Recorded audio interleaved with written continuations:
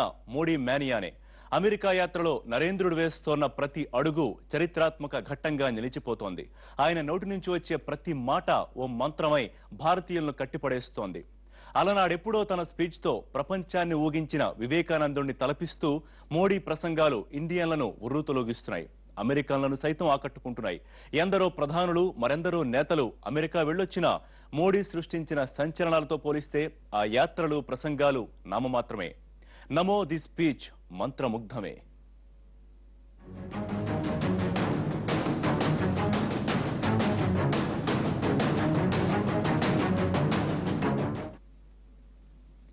నిన్నటి వరకు వీసా ఇవ్వడానికి కూడా నిరాకరించిన అమెరికా ఇవాళ నరేంద్ర మోడీ ఏం చెబుతున్నాడో చెవులు రిక్కించి మరీ వింటోంది.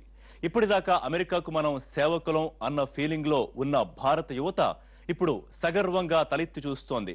ఒక్క సిరాచుక్క 1,00,000 మెదళ్లను కదిలించినట్లు నరేంద్ర మోడీ వాక్ ప్రవాహంలోని ఒక్కొక్క పదం కోట్ల మంది భారతీయుల్లో ఉత్తేజాన్ని నింపుతోంది. మాడిసన్ స్క్వేర్ సాక్షిగా భారతీయుల్లోని నవోద్వేగాలకు నవ్య పథ నిర్దేశం చేసింది మోడీ స్పీచ్.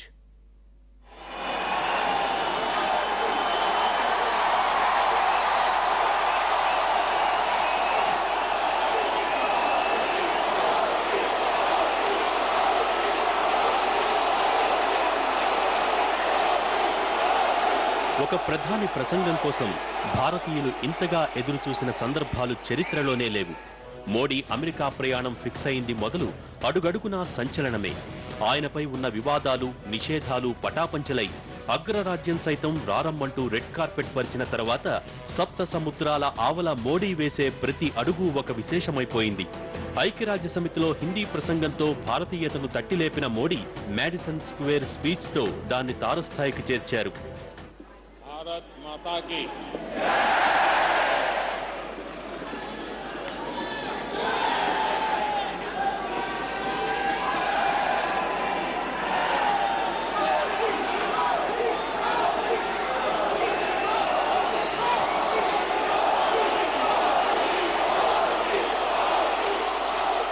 ప్రజలని ఆకట్టుకునేటువంటి రీతిలో గొప్ప ప్రసంగాలు రూజ్వెల్ట్ ప్రసంగాలు, విన్స్టన్ చర్చిల్ ప్రసంగాలు.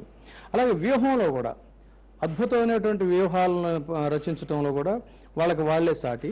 సో ఆ రెండు ఆస్పెక్ట్స్లో నిన్న నరేంద్ర మోడీ మొత్తం యావత్ అమెరికా పర్యటన మొత్తంగా చూడాలి. ఆయన జరిగిన ఇంకా పూర్తయిపోయినప్పటికీ కూడా ఆ పర్యటనలో జరిగినటువంటి అంటే ఇటు ఐక్యరాజ్య సమితిలో ఆయన చేసినటువంటి ప్రసంగం కానీ, నిన్న న్యూయార్క్లో మన ప్రవాస భారతీయుల మధ్య చేసినటువంటి ప్రసంగం కానీ, ఇవన్నీ చూసినప్పుడు కొన్ని కోణాల్లో విన్స్టన్ చర్చిల్తో, కొన్ని కోణాల్లో రూజ్వెల్ట్తో, మొత్తంగా చూసినప్పుడు వివేకానందుడి యొక్క ప్రసంగ రీతితో నరేంద్ర మోడీ ప్రసంగాన్ని వివిధ కోణాల్లో మనం చూడొచ్చు. మోడీ మాట్లాడే వరకు ఆయనేం మాట్లాడతాడోనని ఆసక్తిగా చూసిన అమెరికాలోని భారతీయులకు ఇలా కూడా మాట్లాడొచ్చా, ఇంత మాట్లాడటం సాధ్యమా అన్న విభ్రమ. దసరా పండుగ శుభాకాంక్షలతో మొదలుపెట్టిన ప్రధాని తన పదునైన ప్రసంగ ఝరితో వినటానికి వచ్చిన వేల మంది, టీవీల్లో వీక్షిస్తున్న కోట్ల మంది భారతీయుల చెవులకు పెద్ద పండగే చేశారు. कुछ वर्ष पहले ताइवान गया था. तब तो मैं मुख्यमंत्री नहीं था, प्रधानमंत्री नहीं था, तो एक इंटरप्रेटर मेरे साथ था. कुछ दिन साथ रहने के बाद परिचय हो गया. तो एक दिन मुझे पूछता है कि आपको अगर बुरा न लगे तो मैं आपको एक सवाल पूछना चाहता हूं. मैंने कहा मुझे बुरा नहीं लगेगा, आप पूछिए क्या पूछना चाहते हैं. नहीं बोले आपको बुरा नहीं लगेगा ना. मैंने कहा नहीं लगेगा, पूछिए. फिर भी वो झिझक रहा था. फिर मुझे कह रहा था कि मैंने सुना है कि भारत में तो काला जादू होता है, ब्लैक मैजिक होता है, सांप सपेरे का देश है, लोग सांप को ही खेल करते रहते हैं, यही है क्या? मैंने कहा नहीं, अब हमारे देश का बहुत डिवैल्यूएशन हो गया है.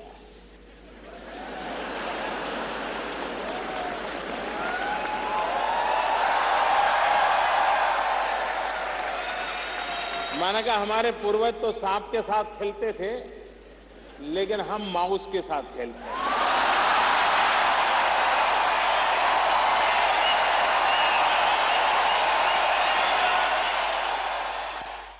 మన భారతదేశంలో 60% మంది యువకులు 35 వయసు లోపలే ఉన్నారు. అంటే మన భారతదేశంలో అంత వర్కింగ్ కమ్యూనిటీ మనకి ఉంది. అది మన స్ట్రెంగ్త్ గా మనం గుర్తించి ఆయన స్థాపించినటువంటి ఇప్పుడు డెవలప్ చేస్తున్నటువంటి మేక్ ఇన్ ఇండియా అవకాశాన్ని మనం యూజ్ చేసుకోవాలని కూడా ఆయన చాలా ఇన్స్పైరింగ్ గా చెప్పారు. ప్లస్ అక్కడున్న అమెరికన్స్ కి కూడా ఆయన ఒక హోప్ ని కలగజేశారు. ఎక్కడా తొట్రుపాటు లేదు, పదాల కోసం వెతుకులాట లేదు, చెప్పాలనుకున్న అంశాలపై అస్పష్టత అణువంతైనా లేదు. అలవోకగా ఆసువుగా నరేంద్రుడి నోటి నుంచి మాటల ప్రవాహం సెలయేరులా సాగిపోతుంటే ఆశ్చర్యంగా చూడటం, మంత్రముగ్ధులైనట్టు చెవులప్పగించి వినటం కోట్లాది మంది భారతీయుల వంతైంది. आप में से बहुत लोग होंगे जिनको चुनाव में मतदान करने का सौभाग्य नहीं मिला होगा, लेकिन आप सभी होंगे जिस दिन नतीजे आए होंगे आप सोए नहीं होंगे.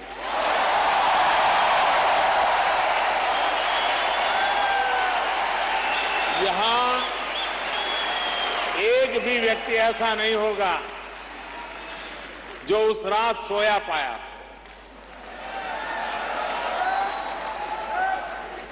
और जितना जश्न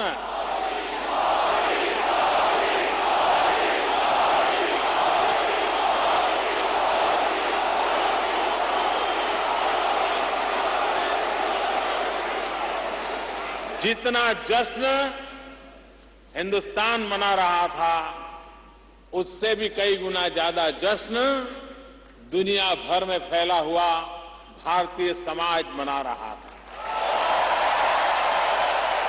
అప్పుడప్పుడు చణకులు, అక్కడక్కడా ఉదాహరణలు, తాను చెప్పదలుచుకున్న విషయాన్ని అరటిపండు ఒలిచి అందించినట్టుగా సాగింది ఆయన ప్రసంగం.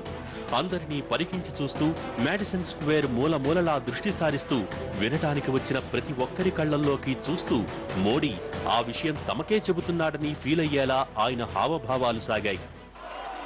इस चुनाव नतीजों को हिंदुस्तान के किसी पॉलिटिकल पंडित के गले ये परिणाम नहीं उतरते थे.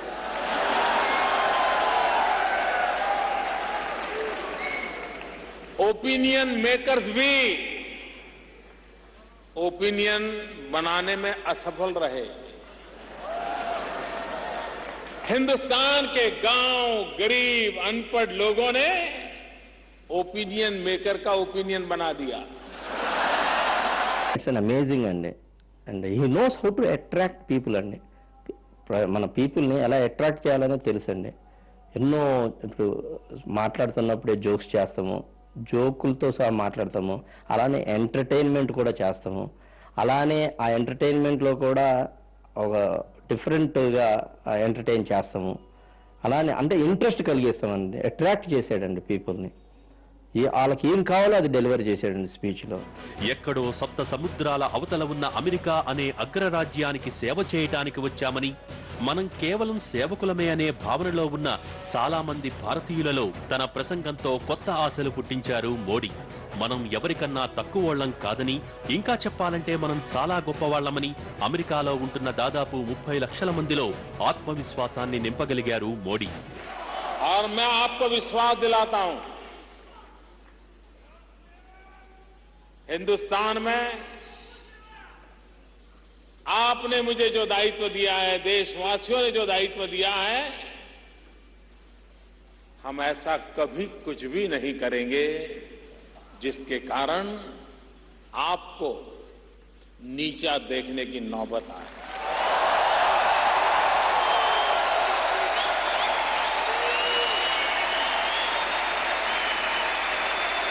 రాజకీయాలకు అతీతంగా భారతీయ ఆత్మని ఆవిష్కరించి ప్రవాస భారతీయుల్లో ఆయన ఆత్మవిశ్వాసాన్ని నింపినటువంటి తీరు మాత్రం ఖచ్చితంగా హర్షణీయం.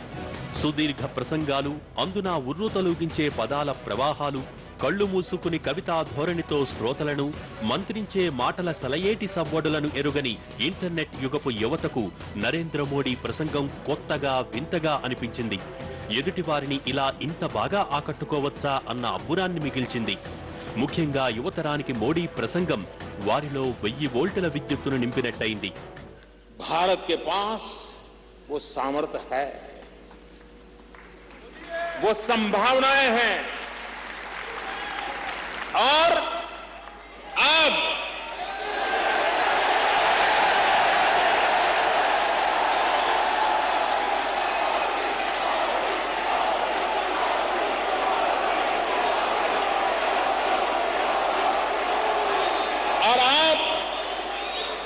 संजोग भी है।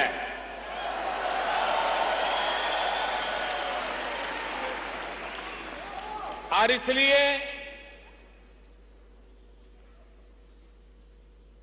अब कल्पना कीजिए, आज हिंदुस्तान दुनिया का सबसे नौजवान देश है। నరేంద్ర మోడీ వచ్చే వరకు మాడిసన్ స్క్వేర్ లో ఉత్సాహభరిత వాతావరణం నిండిపోతే ఆయన ప్రసంగం మొదలయ్యాక అది ఓ పండగలా మారింది. స్క్వేర్ లోపల చప్పట్లు, బయట కేరింతలు చూసేవాళ్లకు భారతీయులంతా కలిసి సంబరాలు చేసుకుంటున్న ఫీలింగ్ కలిగింది. గతంలోనూ చాలా మంది భారత ప్రధానులు అమెరికా సందర్శించినా ఈ స్థాయిలో ఆకట్టుకునే ప్రసంగాలు గాని, ఉత్సాహభరిత వాతావరణం గాని లేదని అమెరికన్లు కూడా అంటున్నారు.